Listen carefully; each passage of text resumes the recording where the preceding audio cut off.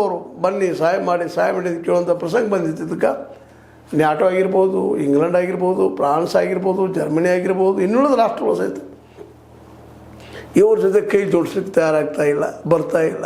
ಹೀಗಾಗಿ ಇವತ್ತು ಏಕಾಂಗಿ ಆಗಿಬಿಟ್ಟಿದ್ದಾರೆ ಟ್ರಂಪ್ ಅವರು. ಮತ್ತು ನೆದರ್ನೇ ಅವ್ರ ಬಗ್ಗೆ ಸಹಿತ ಇವತ್ತು ಸಂಶಯಗಳು ಹುಟ್ಟುಕೊಳ್ಳಿಕ್ಕಿದ್ದಾವೆ, ಜೀವಂತಿದ್ದಾರ ಅನ್ನುವಂಥದ್ದು. ಯಾಕಂದ್ರೆ ಈ ಕಳೆದ ಒಂದು 4-5 ದಿನಗಳಿಂದ ಅವ್ರು ಕಾಣಿಸ್ತಾನೇ ಇಲ್ಲ.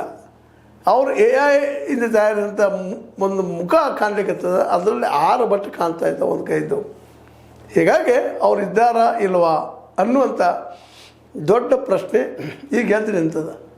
ಇಂಥ ಪ್ರಸಂಗದಲ್ಲೇ ಟ್ರಂಪ್ ಅವರು ಮೊದಲಿಗೆ ನ್ಯಾಟೋದ ಜೊತೆ ಮಾತಾಡಬೇಕಾಗಿತ್ತು, ಇನ್ನೂರು ದೇಶಗಳ ಜೊತೆ ಮಾತಾಡಬೇಕಾಗಿತ್ತು, ಆಮೇಲೆ ಯುದ್ಧ ಕೇಳಬೇಕಾಗಿತ್ತು.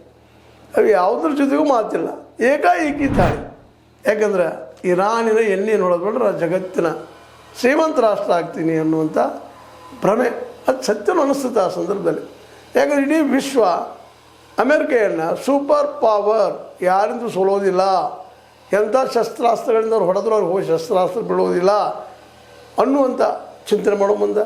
ಮತ್ತು ಅದರಲ್ಲೂ ಮಿಡ್ಲ್ ಈಸ್ಟ್ದಲ್ಲಿದ್ದಂಥ ಎಲ್ಲ ರಾಷ್ಟ್ರಗಳು ಅಮೇರಿಕೆಯ ಕೈಲಿರೋದ್ರಿಂದಾಗಿ ಸಹಜವಾಗಿ ಅಲ್ಲಿಯ ನೌಕಾನೆಲೆ ಏರ್ಬೇಸ್ಗಳ ಮೇಲಿಂದ ಇರಾನನ್ನು ಮುಗಿಸಿಬಿಡ್ತದಪ್ಪ ಅನ್ನುವಂಥ ಭರವಸೆ ಇದ್ದಿದ್ದರಿಂದಾಗಿ ಅಮೇರಿಕ ಅಂದರೆ ಹೆದರ್ತಾಯಿದ್ರು. ಆದರೆ ಈ ಕಳೆದ 17 ದಿನಗಳಿಂದ ಯುದ್ಧ ನೋಡಿದಂಥ ಯುದ್ಧದಲ್ಲಿ ಭಾಗವಹಿಸಿದಂಥ ಜನ ಇಲ್ಲಪ್ಪ ಈ ಸೂಪರ್ ಪವರ್ ಅಲ್ಲ, ಸುಮ್ಮನೆ ನಮ್ಮಲ್ಲಿ ಇರ್ತಾರಲ್ಲ ಅವಾಯಿಕ ಹುಡುಗನ ಚಿಪ್ಪಾಡ್ಯಾಗಿ ಸುಟ್ಟರು ಅಂತ ಹಂಗಾಗಿದೆ ಪರಿಸ್ಥಿತಿ ಅಂತೇಳಿ.